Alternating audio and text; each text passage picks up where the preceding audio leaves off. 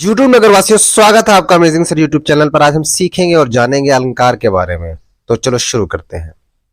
अलंकार दो शब्दों से मिलकर बना है, अलम प्लस कार। अलम का अर्थ होता है आभूषण या गहना, कार का मतलब होता है करने वाला। इस प्रकार अलंकार का शाब्दिक अर्थ होता है सजावट या अलंकरण। इसीलिए कहा गया है अलंकरोति इति अलंकारः, अर्थात जो अलंकृत करता है वही अलंकार है।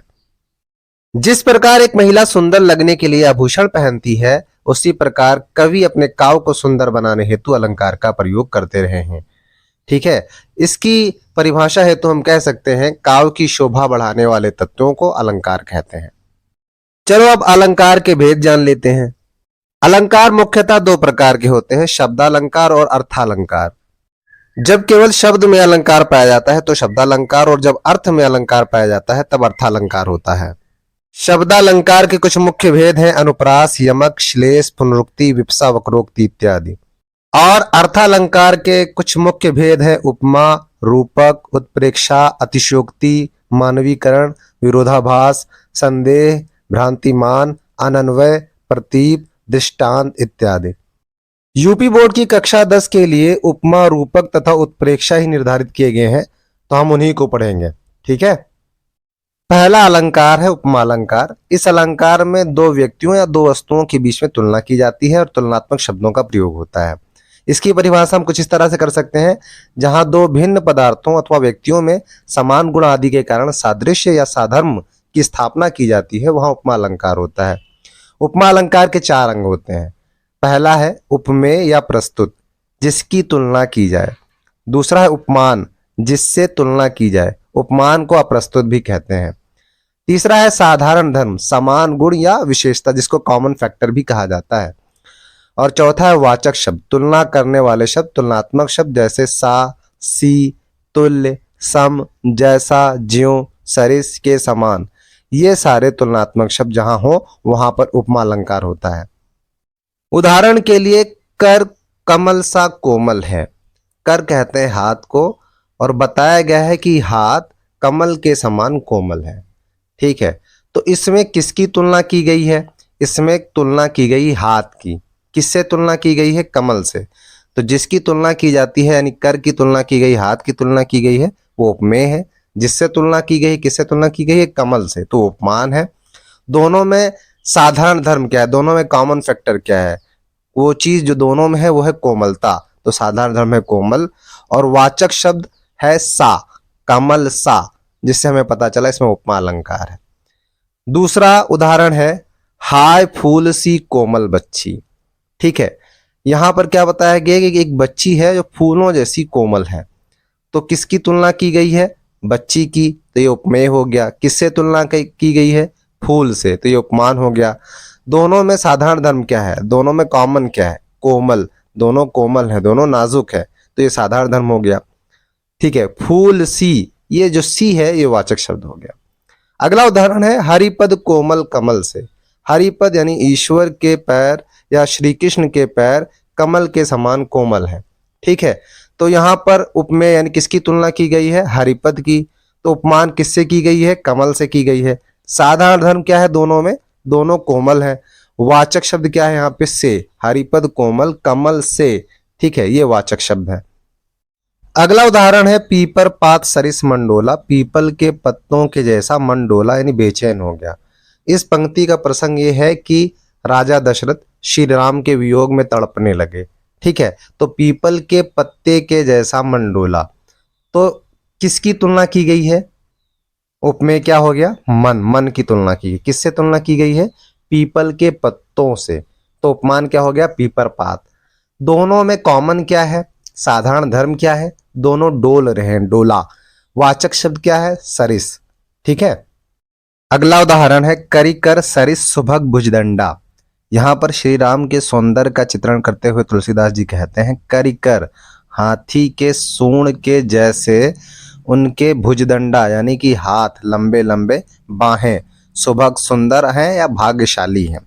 ठीक है, तो यहां पर किसकी तुलना की गई है और किससे तुलना की गई है, ये देखना है आपको। उपमेय क्या है? तो श्री राम के भुजदंडों की हाथों की तुलना करी गई है। तो ये उपमेय है। किससे करी गई है? करिकर, हाथी के सूंड से, तो करिकर है उपमान।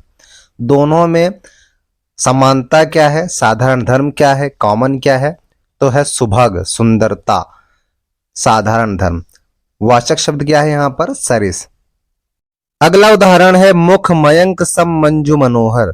मुख जो है मयंक जैसा है, चांद जैसा है, सुंदर और मन को मोहने वाला।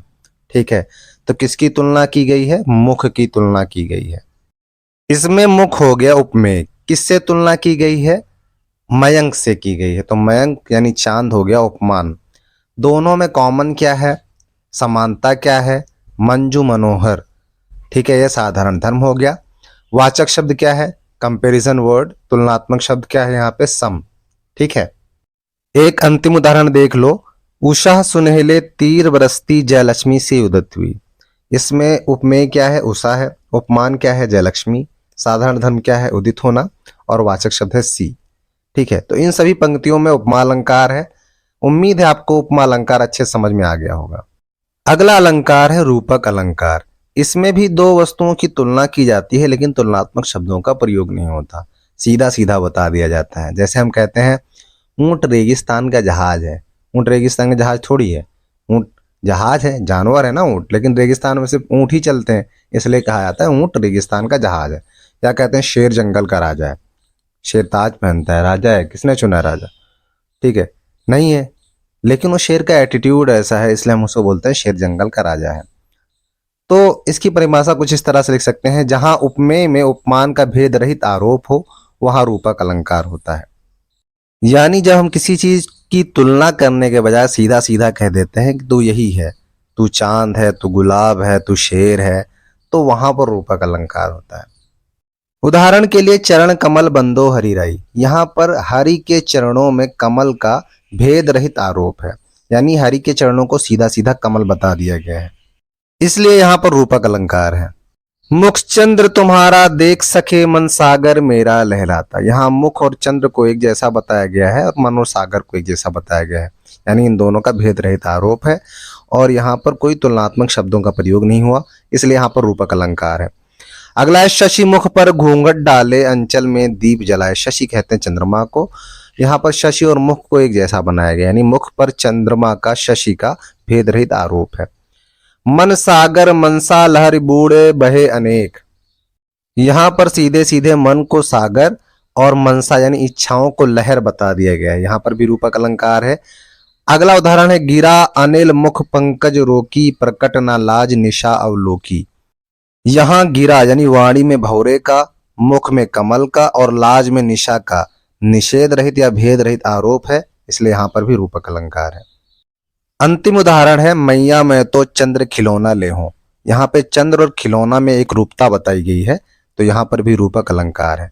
अधिकतर रूपक अलंकार में ज्यादातर क्या होता है? योजक चिन्ह का प्रयोग होता है। ठीक है, अगला अलंकार है उत्प्रेक्षा अलंकार। जब समानता होने के कारण उपमेय में उपमान के होने की कल्पना या संभावना की जाए वहां उत्प्रेक्षा अलंकार होता है। उत्प्रेक्षा अलंकार को पहचानना बहुत आसान है। आपको मानो, मनु, मानो या मनो, जानो, जनु, जनहू, जान पड़ता है इत्यादि वाचक शब्द जहां मिले समझ जाना वहां उत्प्रेक्षा अलंकार है। उदाहरण के लिए सोहत ओढ़े पीतपट श्याम सलोने गात मनोनील मणिशैल पर आतप पर्यो प्रभात। यहाँ श्री कृष्ण के श्याम शरीर में नीलमणि शैल की तथा पीतपट में पीले वस्त्र में प्रभात के यानी सुबह की धूप की संभावना करने से उत्प्रेक्षा अलंकार है। आसान तरीका क्या है? इसमें मनोवाचक शब्द का प्रयोग हुआ है, इसलिए यहाँ पर उत्प्रेक्षा अलंकार है। सिर फट गया उसका वहीं मानो अरुण रंग का घड़ा। उसके सर फटने से इतना खून बहा जैसे अरुण रंग का यानी लाल रंग का घड़ा फूट गया हो। ठीक है, यहाँ पर मानो शब्द का प्रयोग हुआ है, मानोवाचक शब्द का प्रयोग हुआ है, तो उत्प्रेक्षा अलंकार है। फूले का सकल मही छाई जनु रसा ऋतु परकट बुढ़ाई। यहाँ पे जनुवाचक शब्द का प्रयोग हुआ है, उत्प्रेक्षा अलंकार है। चमचमात चंचल नयन बिच घूंघट पटझीन मानहु सुर सरिता विमल जल उछरत जुगमीन। यहाँ पे मानहु का प्रयोग हुआ है, यहाँ पर भी उत्प्रेक्षा अलंकार है। कहती हुई यूं उत्तरा के नेत्र जल से भर गए हिम कणों से पूर्ण मानो हो गए पंकज ने। यहाँ पर मानोवाचक शब्द का प्रयोग हुआ है, यहाँ पर उत्प्रेक्षा अलंकार है। उल्का सी रानी दिशा दीप्त करती थी, सब में मानो भय विस्मय और खेद भरती थी। सब में मानो, यहाँ पर मानोवाचक शब्द का प्रयोग हुआ है, यहाँ पर भी उत्प्रेक्षा अलंकार है। यहाँ पर हम इस कक्षा को विराम देते हैं। अलंकार के बहुविकल्पीय प्रश्नोत्तरी पर एक video amazing sir YouTube channel पर पहले ही आ चुकी है। इसमें लगभग 100 MCQs हैं, तो वो वीडियो जरूर देखिए। अब लेते हैं आपसे विदा। जय हिंद, जय भारत।